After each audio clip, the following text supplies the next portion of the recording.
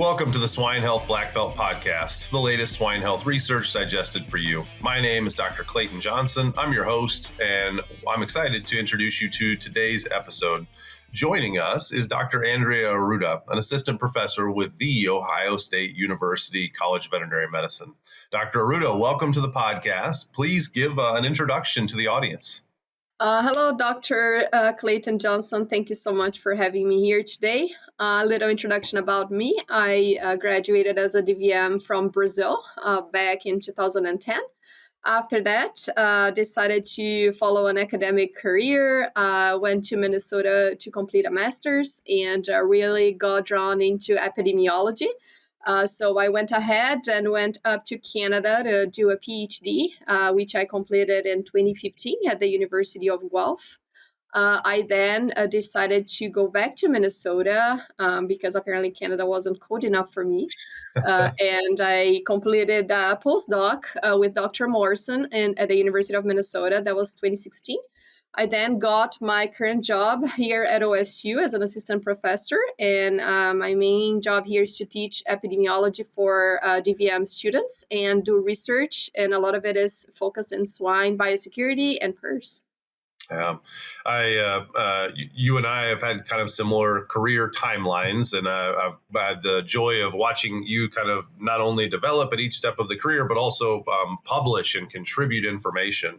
And I know you have worked for some legends in our industry in terms of biosecurity knowledge. You mentioned Dr. Morrison, but I know many others at the University of Minnesota have been a heavy influence.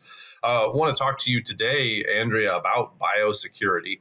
We often talk about biosecurity for our big systems, and I think our big systems are very aware of the need for biosecurity. But we also highlight the gap with small producers and maybe niche situations, hobby farms like show pig farms. I know you've been doing some work recently there to try and fill that gap, to try and bring that knowledge not just to the big systems, but to those other small producers. Can you talk to us a little bit about your work there and what you're trying to accomplish? Sure. With the African swine fever threat in the U.S., we've been really focusing on preparedness all the way from preventing a disease to get in a herd. So a lot of biosecurity, thinking critically about what people are doing in their farms, all the way to the population. So we've been doing a lot of research in that area here at Ohio State. And exactly, one of the gaps that we found was that there's a lot going on for the larger production systems and the bigger producers. They usually, sometimes they even have a biosecurity manager. So there are people paying attention to that. They reach out to us very frequently with, advice or to troubleshoot biosecurity. But we don't see a lot going on with the smaller producers or independent producers, and even with the show pigs as well. So I feel a little lucky that I'm here in Ohio, and in Ohio we have a huge industry for both things. We do have not only large production companies, but also smaller producers. And we also have a pretty active show pig industry. So what we decided to do this past summer was to have some DVM students engaged and helping us with actually bringing more biosecurity awareness and helping show pig producers specifically completing some biosecurity plans. So we were also lucky that we have a pretty good team here that already do a lot of educational work with youth and show pig exhibitors.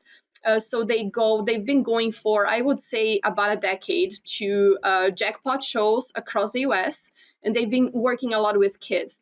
So teaching them from a very young age. Sometimes we see, 3-4-year-olds there in our booth.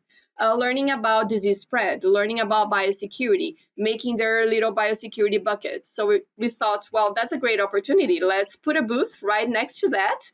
And while the kids are learning, we will take the parents and we're going to talk to the parents about foreign animal diseases, ASF. Can they recognize, the clinical signs if needed? Are they concerned about it? And how do biosecurity plans help them in the case of an emergency? So we went to 2 big shows this year with some of the students, and we just started engaging with people, talking to them as they were coming around our booth. Again, we're very lucky that we already had this successful program going on, so we already had access to people that were interested. And we actually went all the way to create a simpler plan so they can get started.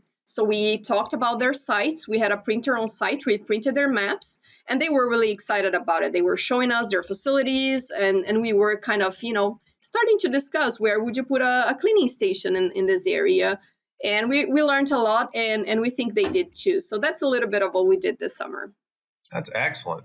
I find it fascinating that you're able to educate and communicate with both the children population, the kids that presumably are showing the pigs at the show, but then also the adult population.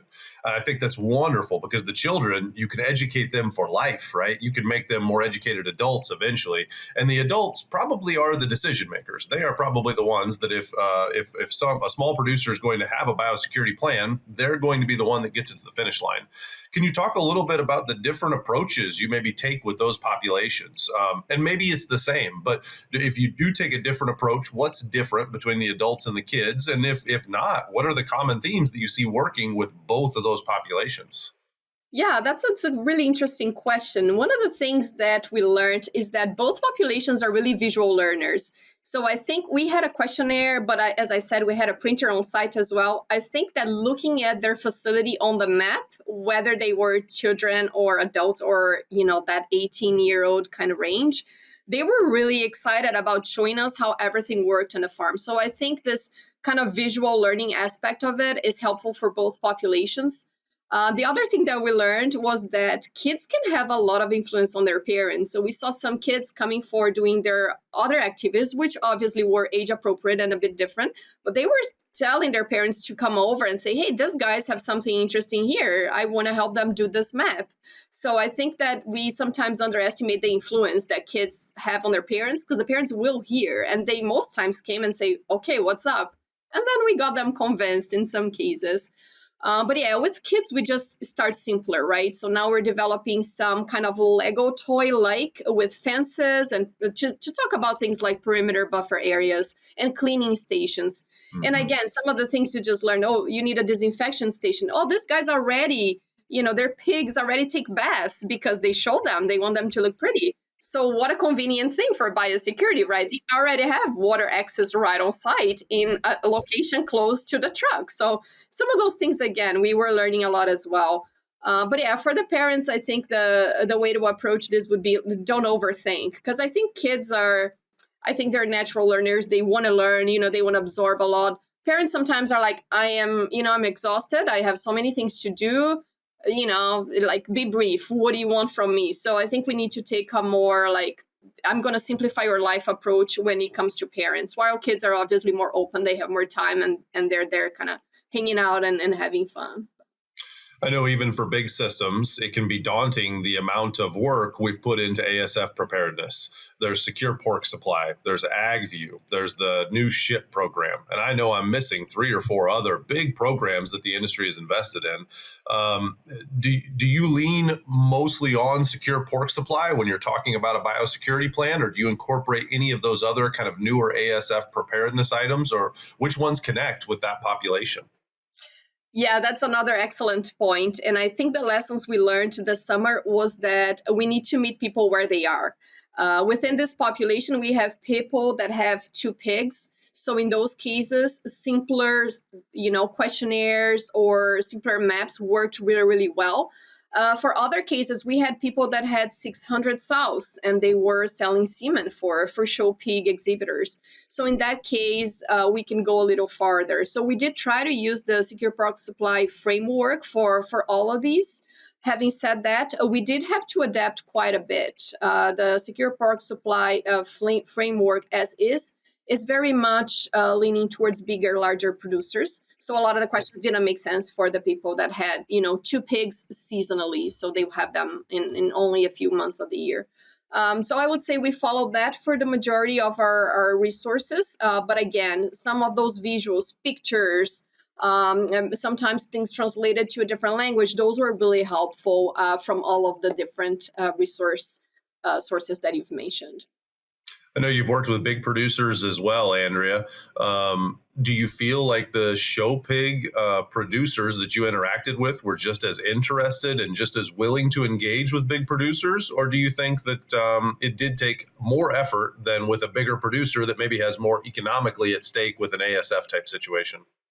I think our perception was that it's commercial and larger producers have heard about it more. So it's easier for them to understand the needs because they can't really stop their business, right? Continuity of business is so important to them that they're very driven to get it done.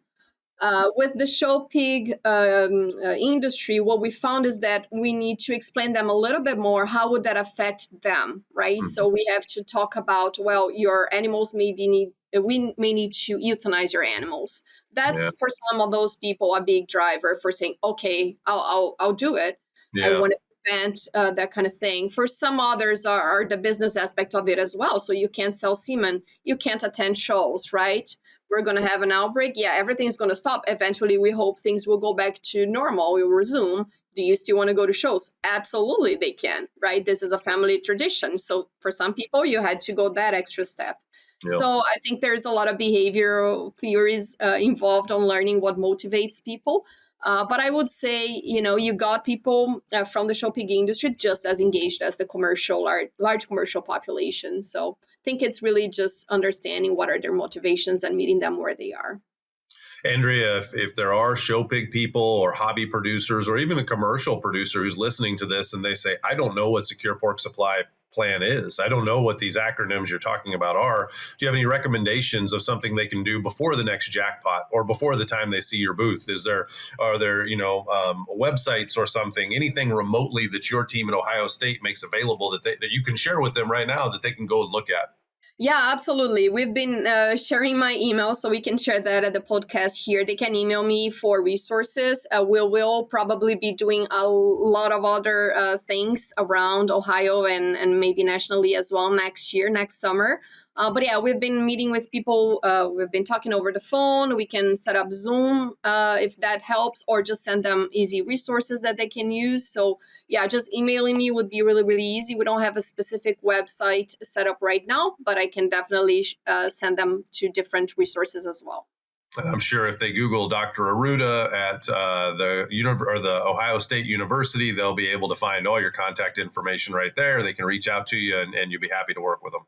Yeah, absolutely.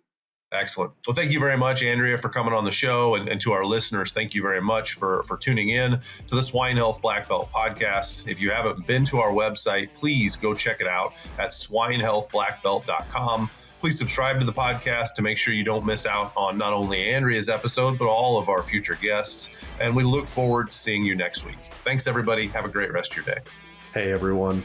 We're always searching for the latest and greatest research to share each week. If you have a swine health-related research trial and would like to come on the show to talk about it with me and share it with our audience, feel free to send an email to healthblackbelt@swineit.com, and we would love to take a look at your research.